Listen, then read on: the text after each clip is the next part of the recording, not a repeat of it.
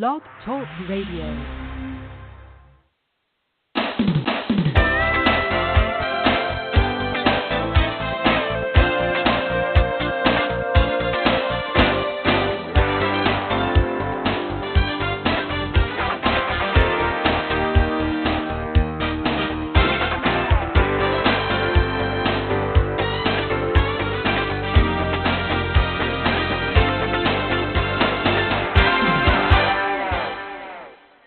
Good morning and welcome to this week's segment of Live Without Limits. Today's show is titled The Do's and Don'ts of Every Startup That You Must Follow in Order to Prosper. Why are we talking about this? For one reason, because today in today's marketplace, almost everyone is going to be an entrepreneur of some kind, even if you work for someone else as your day job. For your second job, you're probably going to do something online as an affiliate. So starting your own business isn't just a job, it's a way of life, said Richard Branson. Every company is different, not only in the niche that they serve or the business model they follow, but in personality and in intellect as well. This is especially true in the startup phase. Startups operate differently from companies that have been around for decades. They are more fragile and require more blood, sweat, and tears. How they operate from the start can make or break the company. What may seem like a few harmless decisions can easily determine the organization's fate. That is why I have created 10 do's and don'ts that every startup must follow if they are looking to become long-term profitable organization. Now, what I want to do first before I really go into this is talk about companies that are online businesses that are really in startups, simply because you have a lot of people joining them in the beginning and look to make and earn a living as a ground floor opportunity. But as the company goes through its growing pains, you may not see, or you may have much more difficulty getting people to understand what it is that you're marketing. For instance, I happen to be with a company called Better Paper Planet.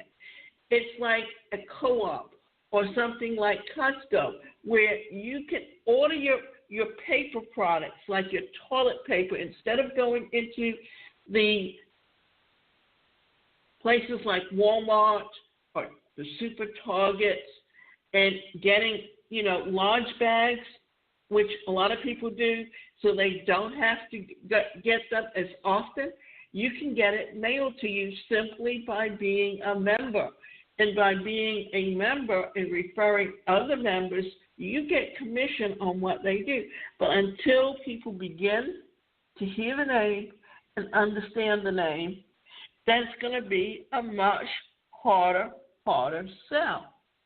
So, the do's and don'ts, and do them well. Be obsessed with your mission. Every startup must craft a mission statement. In its simplest form, a mission statement describes why you are in business. Once you know exactly what your mission is, you need to breathe, eat, and sleep it. You need to exude this to your employees and customers and colleagues. One thing that I have found is many entrepreneurs don't always have a business plan in place, and if they do, they really don't have or know what the mission or purpose of their company is. And the best way to do this is to find your purpose. What purpose do you have for your business, and what purpose do you want to see or people to know about your business? For instance, your purpose may be to help someone else live the best quality of life and the best health possible. And what if you know and you've done research to find, like a lot, like you're seeing, a lot of companies start up with marijuana because they have found that certain aspects of marijuana can help with certain health issues. So that it's called medical marijuana, and that is how marijuana is marketed today. But you've got to remember, you need to go into the niche of people who literally need your help. For instance, I remember someone coming to me, and he was working on a business plan for someone, and he was asking me some questions. And one of the things was that he had someone that was going to be selling paraphernalia for people who use medical or use marijuana, but she didn't have a niche in mind. She was going to be doing it out of her home as a mail order and storing the stuff in the garage. But guess what? She literally didn't know who her market was, because she believed her market was everyone and anyone who used marijuana. And what was she doing? She was competing against the brick and mortar stores that sold this paraphernalia, but she did not know even how to market it. And to understand that the best way as a startup is to literally focus in on your niche market. And that niche market could easily have been those people with health problems that can't get out of the home, that use medical marijuana, that they could order it and she could deliver it, either hand deliver it to them, or she could ship it through the mail and make it feasible for her to earn money. But without a focus, she didn't know how to get her business up and running. Live your core values every day. Your core values are how you operate in business. Your value describes the heart, soul, and consciousness of your business. This is what your customers, competitors, and colleagues will notice right away, because this goes directly to how you treat them and others. What that is focusing in on is customer service. Customer service is one of the things that we seem to have gotten away from. For instance, when it comes to customer service, Nordstrom's is one of the best examples of that, because if they have a customer who needs something and they don't have the time to come and pick it up, they will literally deliver it to you. Not only that, if you have special needs, like in my case, there's a 3-size difference between one shoe and the other.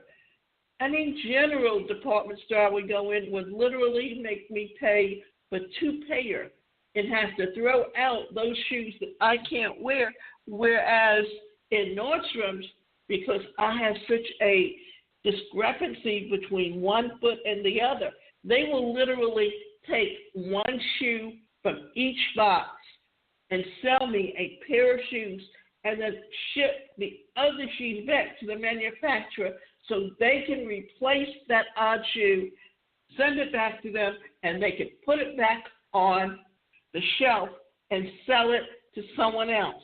Now, that is what you call customer service, because everyone has certain special needs, and if you want to deliver the best customer service, that is one way to get your customers to know, like, and trust you and be willing to stay with you long term, even when someone else comes calling to get their business.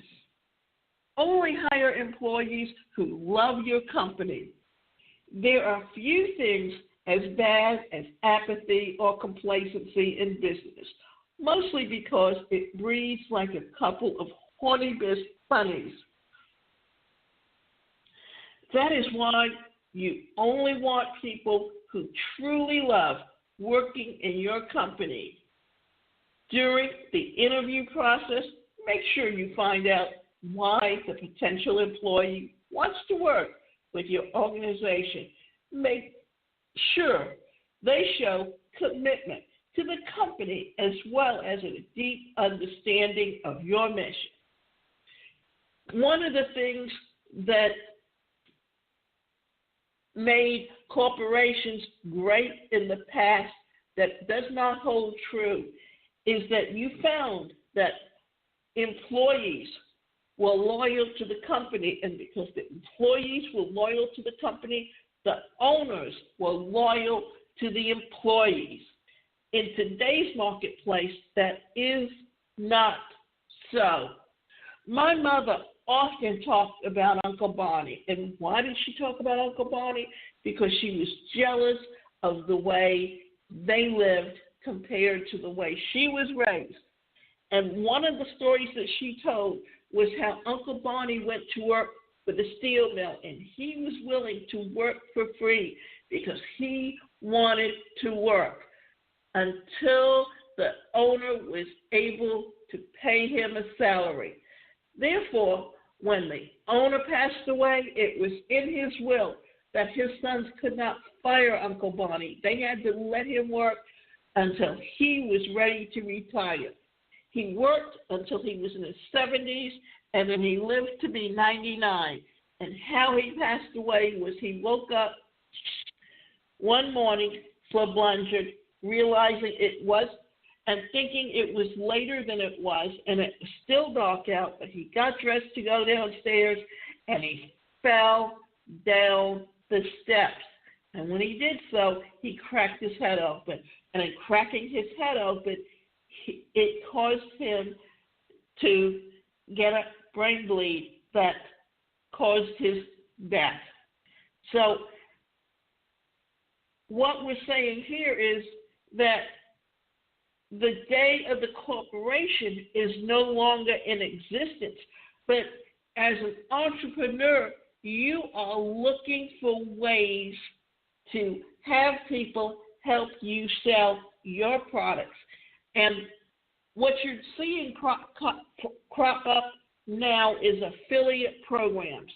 I'm currently involved with a company called Axe Media, and what they are is they have a contract with a company that's out of the Netherlands that is doing streaming television on as long as you can access the internet, whether it's on your computer, your Android phone or tablet, or your iPhone or iPad. And what they do is you have access to over 2,000 channels, and you can get access to all your local programming from your favorite hometown where you lived for many years, because you never know. You can move away or decide to go travel somewhere and still want to catch your local programming or your local news or your local sports team. And if you get cable, you only get the local cable networks. And if you want streaming from the cable companies, you're going to have to pay a lot more money. Not only that, with Axe Media, you get programming from your home country, because if you live in France and you're traveling to the UK or you're traveling to the United States, wouldn't you still like to watch your favorite programs? Well, because everything is streaming today, you can get access to it. And if you watch and get from your local cable company, especially if you live in a home, just to get your basic cable, you're paying anywhere from $30 to $40. Then if you want your on demand, your movies, your streaming, guess what? It goes up to almost $150 a month. But with X Media, just for $39.95, you get all that programming. And here's the kicker. You can stream it on 2 devices at the same time. Yes, if you want 3 or 4 or 5 devices to stream at the same time, it goes up by $15 for each one. But you don't have to, because what happens is, what they're basically saying is, if you're one person or if you're a family and you're watching it on and you use the Apple Fire Stick to put it on your TV and you're all watching that at the same time, then that's still only one device. And then if it's, say, a couple and one wants to watch one program and someone wants to watch the other and one goes on the computer, then what happens is that you can still do that. But you're not going to find, even with 5 people in a family, that more than 2 people may be using it at the same time. So it's a far more reasonable avenue, and it's actually the way that a lot of people are going today, because no one sits in front of the television anymore. And here's the thing. When you move and you want to get your local sports channels, you go to the cable company. You got to pay for it extra just to get the programming that you want to watch.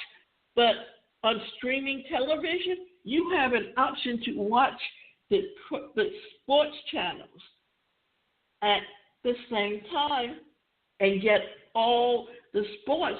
And you can keep following your local sports team, although you are no longer living where you come from. Focus on sales. Make sure you know how your company will make money and how you will actually make sales. Do not leave this up to anyone else. Your company will face many challenges along the way. These challenges will range from personal issues to changes in the market. If you have a solid strategy to make recurring sales, your company will survive and thrive. Sales will help cure all trouble. Remember, even if you have a brick and mortar store, you need a storefront on the internet. Why? Because on the internet, your business is global and it's open 24 hours, 7 days a week, for 365 days in a year. And you can be earning money while you sleep. This is the biggest thing that a lot of people don't understand, that in having a business online, because they're used to, and the mentality is that you go into a store and you try it on. But a lot of that started changing when you started seeing people, especially during Christmas time, get robbed or get followed home or whatever, or they would be carrying so many packages that they would sit down to relax. And guess what? When they would walk away, they would leave packages. And then you find people like my sister who see those packages and instead of taking them to lost and found, would keep them and go return them themselves just to get the money back.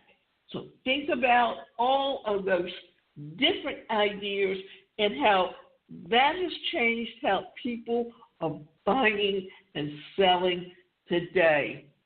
Because it's easier to have things delivered to your home and not worry about losing it or having someone follow you with the idea of casing your home to come back and rob you at another time. Know your USP. Your USP is your unique selling position, and it's the real benefit of your products and services. It differentiates them from the competing brands and gives its buyer a logical reason to purchase it over other brands. The USP is often a critical component, a proportional theme around which a marketing campaign is built. Have you ever seen any of those ads where they talk about the benefits of the product? Your unique selling point is your benefits. Don't mess with the don'ts. Don't spend money on swag. When you're starting out, you do not need a fancy office or furniture. You don't need T-shirts and hats. You don't even need business cards. The only thing you need is sales, and that is where your capital should be spent. Building the right website. And you have sites like Wix or WordPress that you can create things around. And you can start out building a website for free. Then as you build and grow your business, then you can always upgrade it to a fancy website and put things on it that can expand and grow your business for the future. Don't get caught up in cutting-edge technology. Use the technology you have and are familiar with. Technology is sophisticated enough to be forgiving. As a startup, you don't need the most expensive solution. You just need to get it done. Let your few employees use what they are comfortable with. You will be far more productive if you are not spending your time learning new technologies and software systems. Much of the software today, you have email ramp, you have HQ webinar. They are really simple platforms that you can get inexpensively and literally use over and over again to create your products. But remember, there is technology out there and platforms that you can get on that you can literally use for a minimal amount of money without having to take anything that you have to spend not just a lot of money on, but creating your product is your main stability. And you can literally use Zoom. And Zoom is free to use unless you are putting together a website where you get thousands and thousands of people attending it. Then you can pay for it. But you want to go with sites where you have free. Don't try to stick square pegs in round holes. Make sure that you hire the right people according to the core competencies. Concentrate on and use the strengths for your important needs. Don't spend time on trying to improve their weaknesses.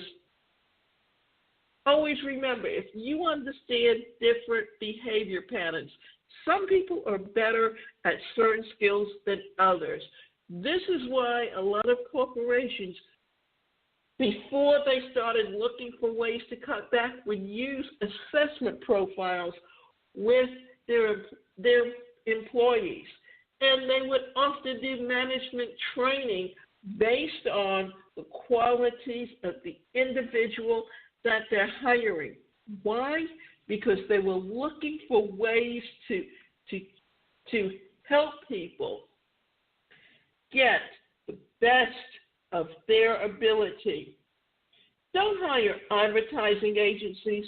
You can do better marketing for your company than an advertising agency ever could. Save your startup budget and do your own marketing plans and work. Getting sales is about direct response marketing, not branding. The branding will come organically over time from consistency, delivering a great product, and focusing on the customer. When you're first getting started, the best thing you can do is work on building the relationships, getting people to know, like, and trust you. You do this through article and content marketing, and this is something that you can do on WordPress because you're looking for a way that something that has an RSS feed, which means it's the real simple way of putting your content out there on the internet for people to find you. Don't play favorites. When starting up a business with employees, have an open door policy for all. This creates an environment of equality. Treat everyone fairly. Spend the appropriate amount of time with everyone. That is very important because when you have employees or when you are dealing with customers, that's the one thing that a customer will see, that what is your policies and are you consistent with it? Are you willing to guarantee a money back? And for how long a period of time? Because if you have a new product that no one has ever used before, they're not just going to buy it with the idea that it's got the best quality. They're going to want to try it out first. So many of these guidelines will and should stay in use regardless of the age of your business and its revenue size. For example, you will always want to be obsessed about your mission and live the core values. However, a few of these other guidelines will change as your business grows. For example, as you are making more and more money, you may want and need to have better technology. As a matter of fact, each day of your business will bring you new challenges, which will require new guidelines. But when the startup phase, stick with these guidelines so that you can reach and surpass each stage of your business. As you can see, what you're looking at now is a way to build and advance your business as a startup. And remember, you can go to my website, and that website is the #1 personalcareercoach.com, and we can sit down with you and we can look over your business plan. We can come up with an action plan of how you are going to implement your business and how you are going to take it to the next level. And we're going to focus in on what your core purpose is for your business, because when you understand that core value system of how you are going to treat other people, remember, what is the mission of your company and how are you going to put together a plan on making that business exactly what you want it to be, and how are you going to take that business to the next level and grow it to a high income.